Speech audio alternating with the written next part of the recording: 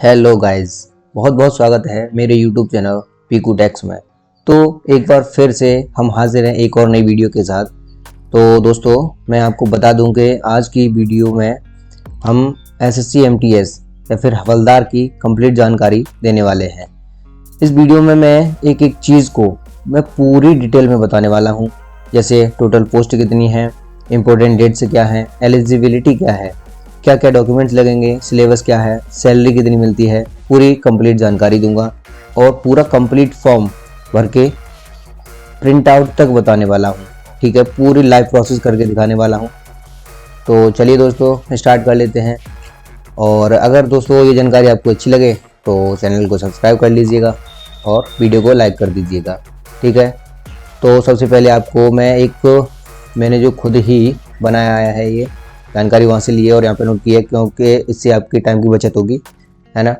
तो SSC MTS हवलदार recruitment 2022। तो total post MTS के लिए पहले हवलदार का भी दिखाऊंगा मैं। टोटल पोस्ट जो एमटीएस में होने वाली हैं वो 8500 प्लस होने वाली हैं दोस्तों। वहाँ पे मेंशन नहीं किया गया है, अभी आपको वेबसाइट पर भी लेके चलूँगा, वहाँ पर आप देख लेना। ठीक है, अप्लाई डेट 22 मार्च से 30 अप्रैल तक कर सकते हैं।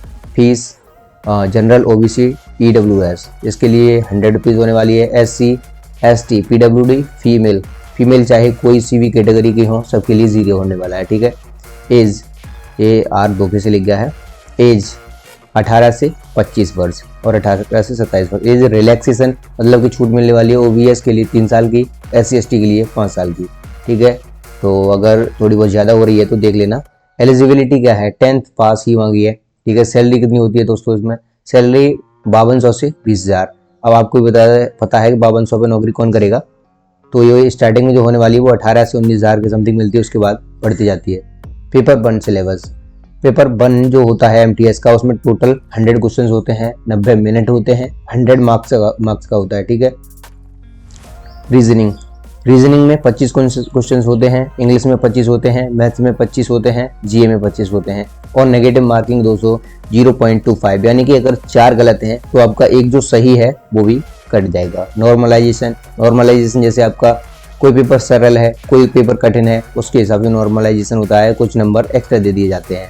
पेपर सेकेंड जो होता है वो 50 मार्क्स का होता है, 30 मिनट का होता है और इसमें ये केवल क्वालिफाई नेचर का होता है, मतलब कि आपको पास करना ही होता है।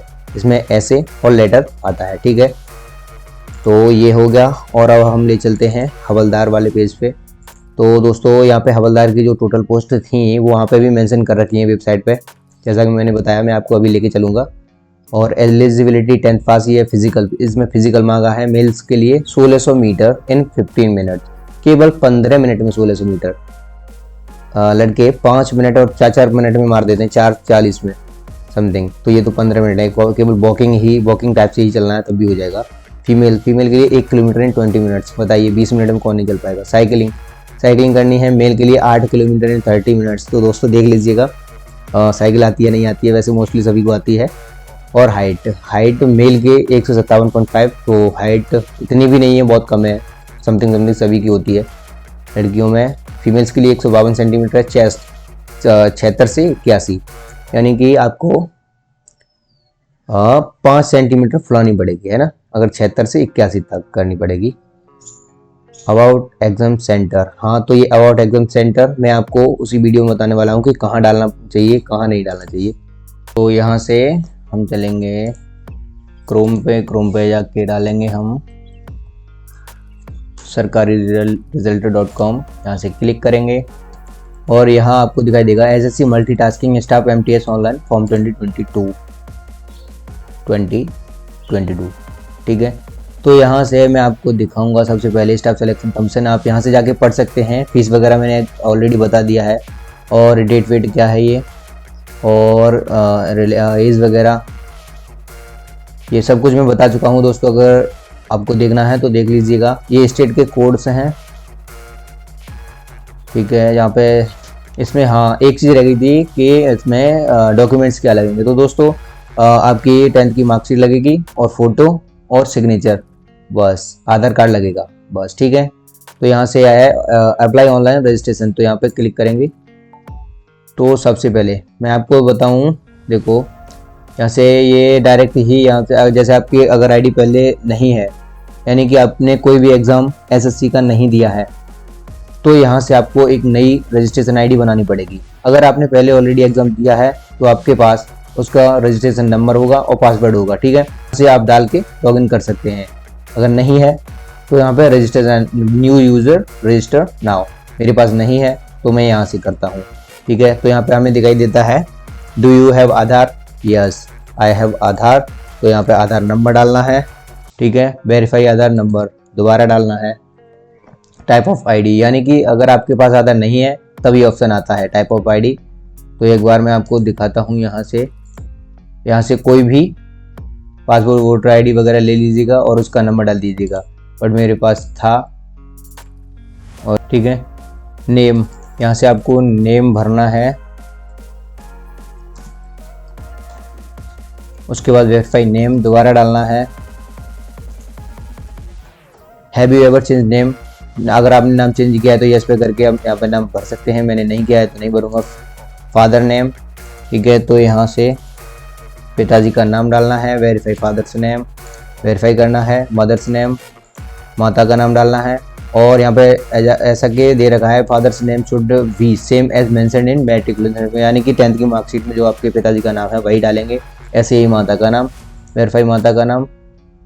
Mother name, date of birth कितनी है वहाँ से हम देख लेंगे। वेरीफाई डेट ऑफ बर्थ, यानी कि यहाँ से फिर से हमें वेरीफाई करनी पड़ेगी। उसके बाद मेडिकल सर्टिफिकेट, यानी कि आपको अपनी मार्कशीट निकाल के रखनी है। तो मेरे पास ये है, तो यहाँ से एजुकेशन बोर्ड, सबसे पहले आपको बोर्ड सेलेक्ट करना है। तो मेरा है UP board. Verify education board Uttar Pradesh है, ठीक है। वेरीफाई का रोल नंबर मैं डालूंगा यहाँ पे, ऐसा कि मार्कशीट में देखना है, ठीक है। ईयर ऑफ पासिंग, जिस ईयर में आपने पास किया है, 2017। Gender male, verify gender male. Level of education qualification graduation, ठीक है। Mobile number, verify mobile number. Email ID, तो यहाँ से ईमेल आईडी डालनी है। अब यहाँ से दोबारा डालनी है, वेरीफाई करनी है। और स्टेट, यहाँ से आपको स्टेट सेलेक्ट करनी है, ठीक है। और यहाँ से सेव कर देना है। मोबाइल नंबर कंफर्म करना है एक बार। 14 दिन के अंदर आपको जो रजिस्ट्रेशन करना है उसका वो कर देना है, नहीं तो ये बंद हो जाएगा। यहाँ से आपको एक रजिस्ट्रेशन नंबर मिलेगा। तो रजिस्ट्रेशन नंबर मैं यहाँ से नोट कर लेता हूँ। अगर नोट नहीं करना चाहते कोई बात नहीं है, क्योंकि ये अभी आपके नंबर पे और ईमेल आईडी पे भेज दिया जाएगा। तो मैंने ये नोट किया, ओके किया। उसके बाद आपको यहाँ से वही रजिस्ट्रेशन नंबर डालना है जो आपके मोबाइल नंबर पे या फिर ईमेल आईडी पे भेज दिया गया होगा। और इसका पासवर्ड आपके मोबाइल पे भेज दिया गया होगा, तो वहाँ से देख के डाल दीजिएगा। और कैप्चा लॉगिन करेंगे यहाँ से, ठीक है। अब यहाँ से आपको एक बार अपना पासवर्ड चेंज करना होता है। तो पासवर्ड, ओल्ड पासवर्ड जो मोबाइल में भेजा गया था वो, और यहाँ से अपना नया पासवर्ड डाल देंगे। तो मैं यहाँ से अपना नया पासवर्ड डाल के सबमिट करता हूँ। Your password has been change successfully, ठीक है। यहाँ से क्लोज करके अब दोबारा से यही अपनी आईडी डालनी है, ये वाली थी, पासवर्ड डालना है और लॉगिन कर देना है। तो दोस्तों अब यहाँ से आपको अपनी बेसिक डिटेल्स पूरी करनी है, जो कि हम ऑलरेडी वहाँ पे कुछ तो कर चुके हैं, बट जो एक दो रह जाती है वो पूरी करवाई गई। Have you ever change name, यानी कि आप यहाँ से कुछ भी चेंज नहीं कर सकते, क्योंकि आपने पहले ही ये भर चुका है। भरा है तो उसमें सब कुछ भर दिया था। अब नेक्स्ट करेंगे। नेक्स्ट करने के बाद कैटेगरी चूज करनी है आपको, ओबीसी। वेरीफाई कैटेगरी, दोबारा ओबीसी। आपकी जो भी है वो डालेंगे। मेरी ओबीसी है तो मैं ओबीसी डाला हूँ। नेशनलिटी ऑफ कोर्स इंडिया ही होगा, सिटीजन ऑफ इंडिया। यहाँ पे आइडेंटिफिकेशन मार्क, कोई अगर आपके शरीर पे चिन्ह है तो उसे डाल दीजिएगा। मेरे पर नहीं है तो मैं नहीं डालूंगा, इससे कोई फ़र्क पड़ता है नहीं। Are you person with benchmark disability, यानी कि आपके अंदर कोई डिसेबिलिटी है तो यहाँ से आप सेलेक्ट करेंगे और डिसेबिलिटी मतलब कि यहाँ से सेलेक्ट करके इनमें से सेलेक्ट करके, मेरे में नहीं है तो नहीं पे करूँगा, ठीक है। परमानेंट एड्रेस यहाँ से आपको एड्रेस डालना है जो भी हो, और डिस्ट्रिक्ट आपको ये डिस्ट्रिक्ट भी दिखाई देंगी, तो मेरा है कासगंज, तो कासगंज डाल लेता हूँ। उसके बाद पिन कोड डालेंगे। Is permanent address same as is present address same as permanent address, yes मेरा है तो यस कर देता हूँ, ठीक है। अगर आपका नहीं है तो नो पे करके और दूसरा एड्रेस डाल सकते हैं। अब यहाँ से सेव करूँगा। Additional and contact details are save successfully, यहाँ से क्लोज करके अब फाइनल सबमिट। अब दोस्तों आपका यहाँ से रजिस्ट्रेशन हो चुका है, थोड़ा सा अभी आगे बाकी है, तो यहाँ से एग्री करते हैं और फाइनल सबमिट की तरफ बढ़ते हैं। OTP, यहाँ से आपके फ़ोन पे एक OTP आएगा, है ना। OTP अपने फ़ोन में देख के डाल देना है। तो मेरे फ़ोन में आया था जो OTP, मैंने वहाँ पे डाल दिया है। उसके बाद यहाँ पे एंटर OTP हो गया है, एक ही डालना है और कैप्चा डाल के यहाँ से सबमिट कर देते हैं।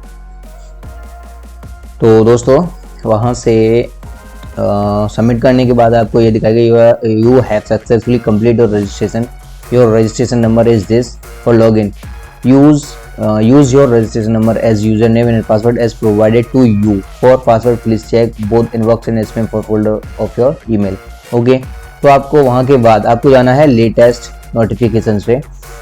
दोस्तों अब यहाँ से आपको अप्लाई करना है। अब तक तो आपकी एसएससी की एक तरह से आईडी बनी थी, ठीक है, और यहाँ से अप्लाई करेंगे।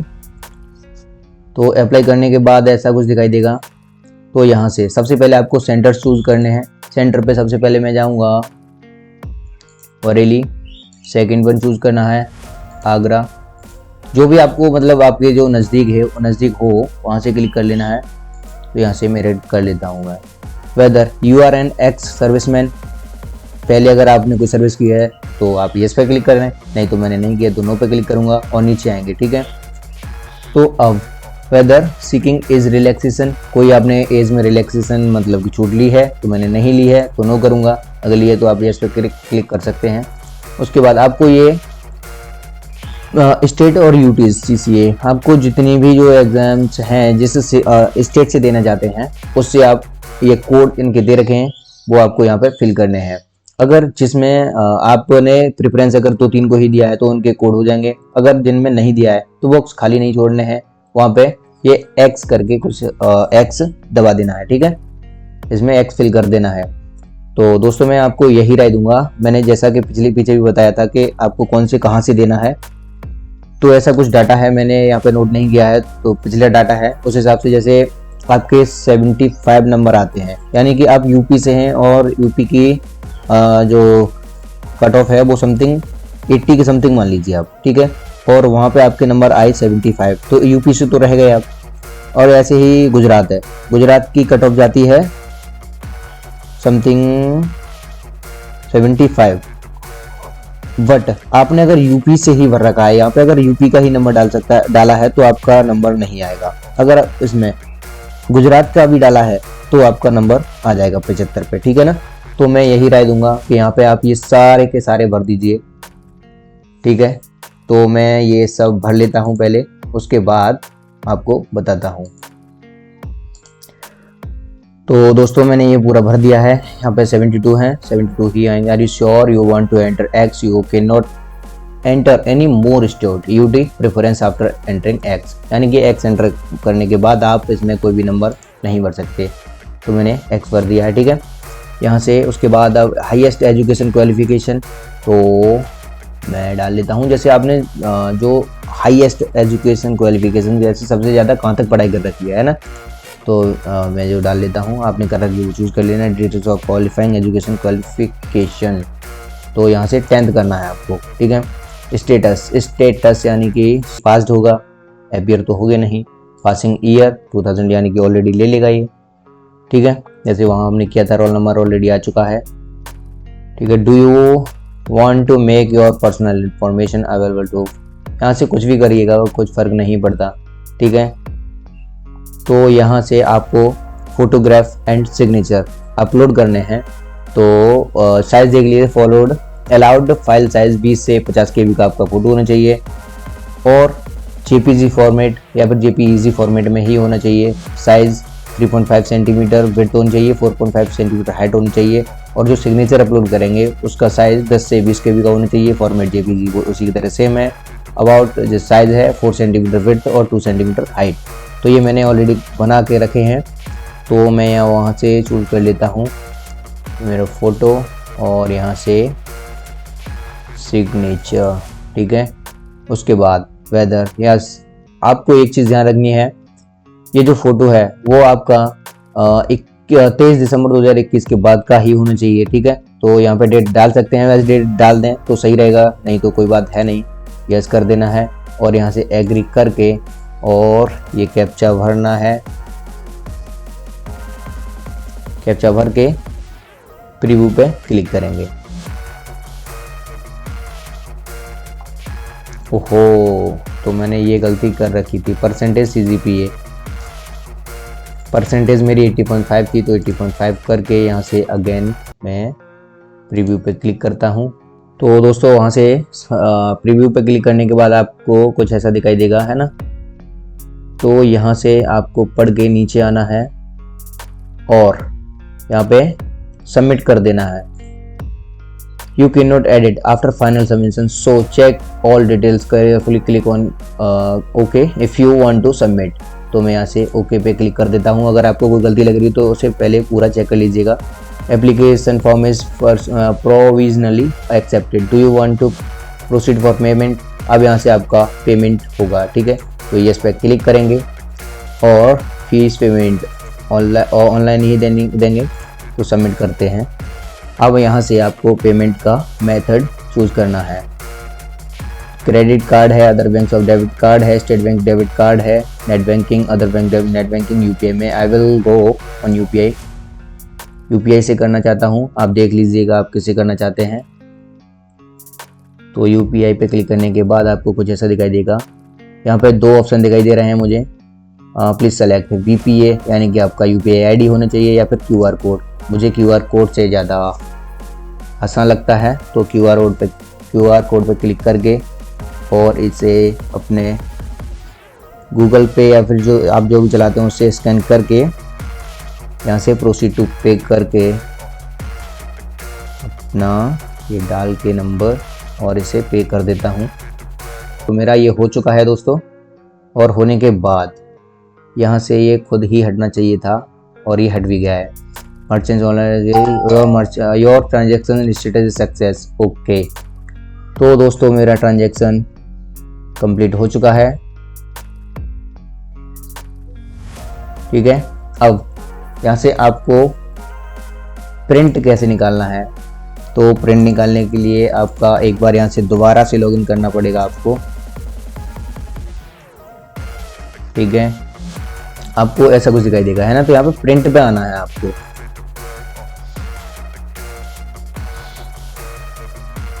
प्रिंट पे जाने के बाद ये देखिएगा पूरी इंफॉर्मेशन यहाँ पे आ गई है। Staff selection commission, block number, देश, आपका रजिस्ट्रेशन नंबर दे रखा है, नेम दे रखा है, पूरी जितनी भी डिटेल थी वो सब कुछ दे रखी है।